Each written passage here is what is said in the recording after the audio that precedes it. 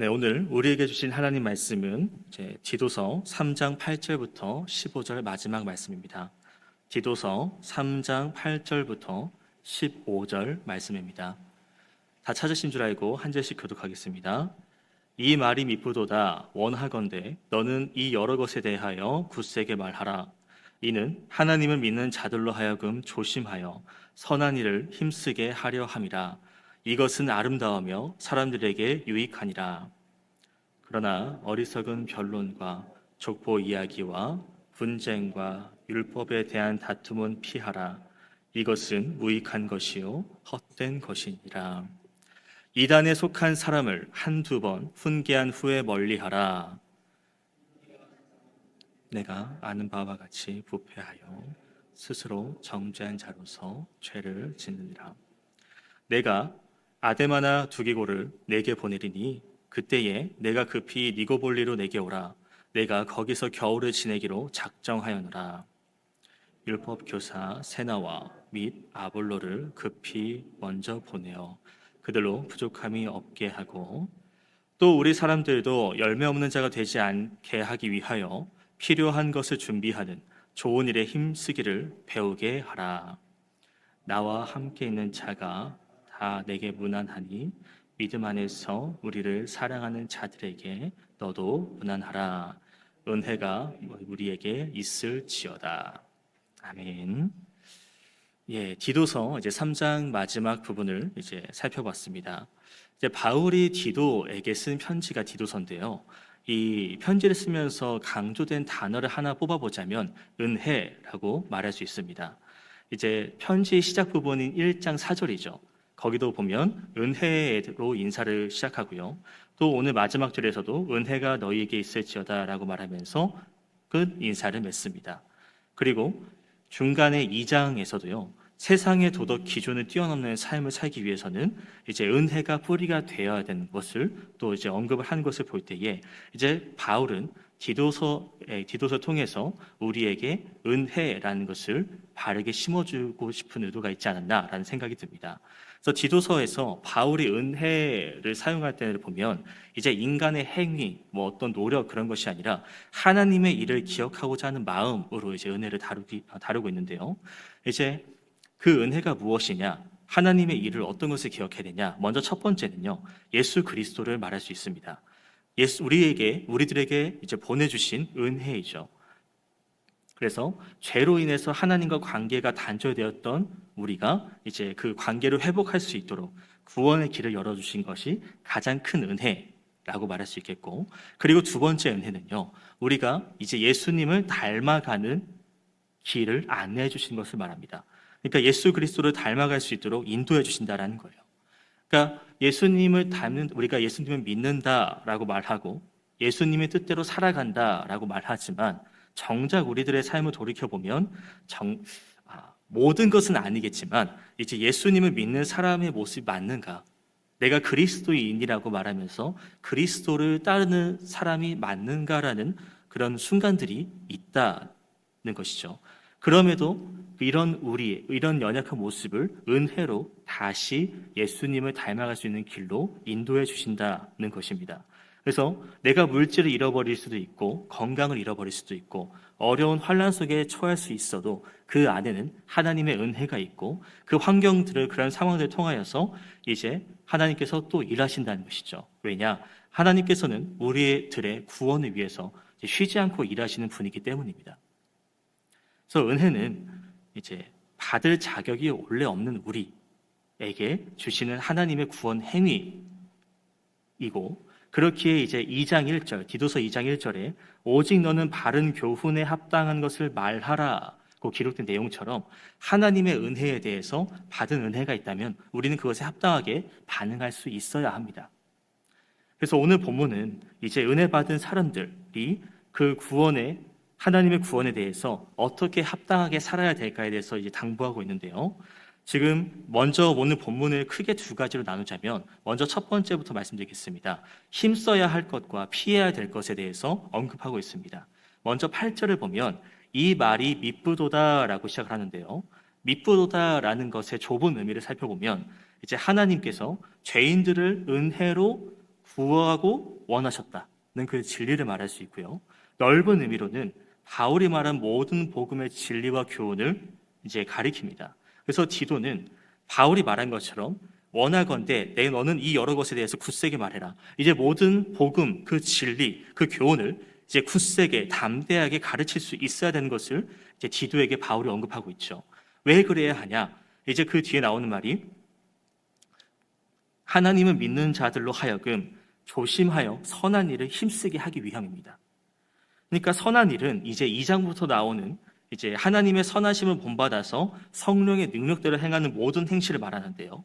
이제 나그네를 대접하고 선교사들의 발을 씻기는 것과 환난 당한 자들을 구제하는 것, 선한 사업을 하고 나눠주는 것, 모든 사람의 필요를 채워주는 것, 국가와 사회에 대해서 책무를 다하는 것 등 이웃에 대해서 또 유익이 되게 일하는 것들을 말할 수 있겠는데, 이러한 선한 일들을 왜 해야 되냐? 그것이 구원받은 사람들의 이제 반드시 맺어야 되는 열매 혹은 증거이기 때문입니다. 그래서 이제 하나님의 은혜로 구원받은 그리스도인들이 선한 일을 해야 된다는 것은 당연하다입니다.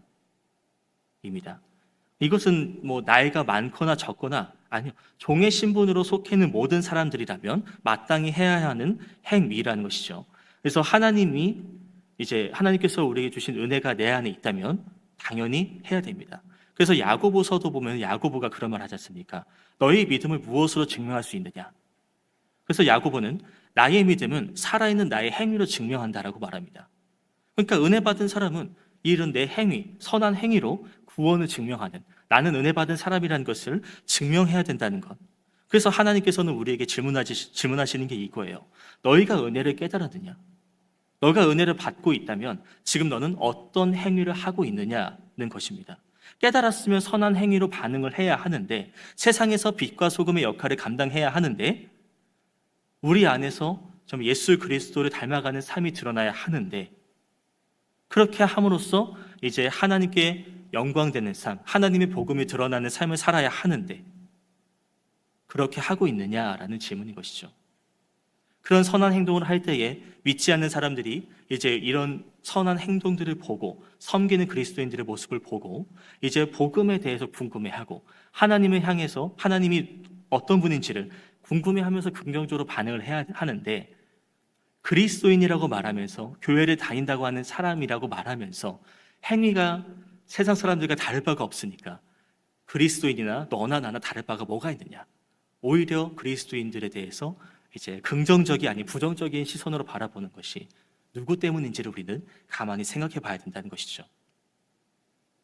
이어서 9절부터 보면 이제 피해야 될 것에 대해서 언급을 합니다. 먼저 9절입니다. 어리석은 변론, 족보 이야기, 분쟁, 율법에 대한 다툼을 피하라라고 말하죠.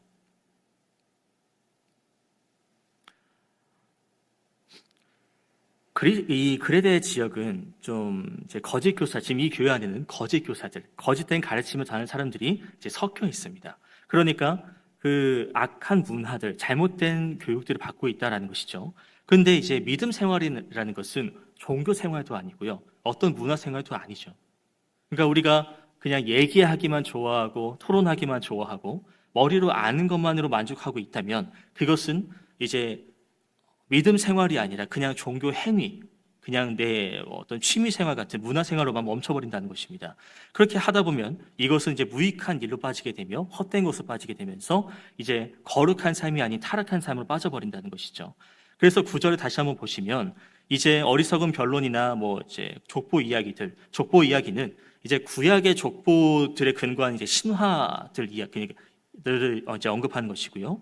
이제 또는 이제 1장 14절에 얘기한 유대인들의 허탄한 이야기, 그러니까 꾸며낸 이야기들을 말합니다. 이제 그런 것들로 막 이야기하고 다툴 필요가 전혀 없다는 것이에요. 그래봤자 이득되는 것이 하나도 없는 무익한 것이라고 바울은 이제 말하고 있으면서 그런 다툼 피하라라고 이야기합니다. 그리고 10절에 보면 또 두 번째 피해야 될 것은 뭐냐? 이단에 속한 자들입니다. 그러니까 이제 한두 번 대화를 해도 이들이 깨닫지 않으면 멀리하라고 말하고 있는데, 왜 이들을 멀리해야 되냐? 말씀에 대해서 조금 좀 다른 측면을 볼 수도 있다고 할 수 있겠지만 11절에 보면 이러한 사람, 이단에 속한 사람은 너가 아는 바와 같이 부패하여 스스로 정죄한 자로서 죄를 짓기 때문이라고 말합니다. 이단에 속한 사람들이 피해야 되는 이유는 뭐라고 되어 있습니까? 부패하며 스스로 정죄한 자, 죄를 짓는 자라고 말하고 있습니다. 즉, 자기가 잘못한 것을 알고 있어요. 자기가 잘못한 것을 알고 있음에도 계속 죄를 지으면서 복음과는 거리가 먼 삶, 복음을 듣지 않는, 나는 복음을 따르지 않겠다고 결정한 사람들이기 때문입니다.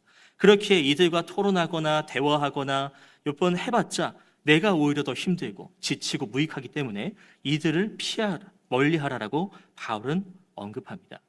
그리고 오늘 본문의 두 번째 부분은 무엇이냐? 이제 마지막 부분으로 인사하는 장면인데요. 12절부터 보면 이제 12절에 이제 아데마 두기고를 이제 너에게 보내겠다. 이제 디도가 있는 그레데 섬으로 보내겠다고 언급하고 있는데, 이제 그리고 그 사람이 도착을 하면 디도, 너는 이제 니고볼리로 빨리 와라. 내가 지금 거기서 겨울을 보낼 테니까, 바울인 내가 거기 있을 테니까 너는 이 니고볼리로 빨리 와라라고 말합니다. 아데마는 인물 좀 소개를 잠깐 드리면 바울과 함께 동역한 사람입니다. 그래서 누가복음 10장을 보시면은 이제 70인의 전도자 중에 한 명이라고도 하고요. 이제 루스드라의 감독이기도 합니다. 그리고 두기고는 에베소서, 골로새서, 이제 빌레몬서를 가지고 오네시모와 함께 아시아를 방문했던 이제 바울의 또 동역자죠. 그리고 이 니고볼리라는 이 지역은 이제 그리스의 서쪽에 속한 그런 곳으로 이제 달마시아에서의 선교 활동을 위한, 그러니까 전도의 중심지라고 이해하시면 되겠습니다. 그래서 바울이 이 전도의 중심지 이주 곳으로 왜 오라 했을까를 우리가 또 생각해 보면, 바울이 이제 계속 이제 지금의 스페인이지 않습니까? 거기에 복음 여행을 가려고 거기 계속 마음을 품고 있던 상황인 것을 우리는 말씀 속에서 계속 봐왔습니다. 그렇기에 또 이제 스페인 선교를 위해서 이제 디도를 불러서 또 뭔가 일을 하려고 하는 것이 아닐까라는 생각을 할 수 있지요. 그리고 13절 또 보시면 율법교사 세나와 및 아볼로를 급히 먼저 보내어 그들로 부족함이 없게 하고, 그러니까 이 사도 바울이 이제 디도서 이 편지를 전달하고 있는 그 동역자 세나와 이제 아볼로, 율법학자 세나와 아볼로를 추천을 하는데요. 여기서 율법 이제 교사는요, 율법을 잘 아는 사람입니다. 그리고 율법을 해석하고 가르치는 사람입니다. 근데 이 단어를 이제 노미코스라고 하는데요.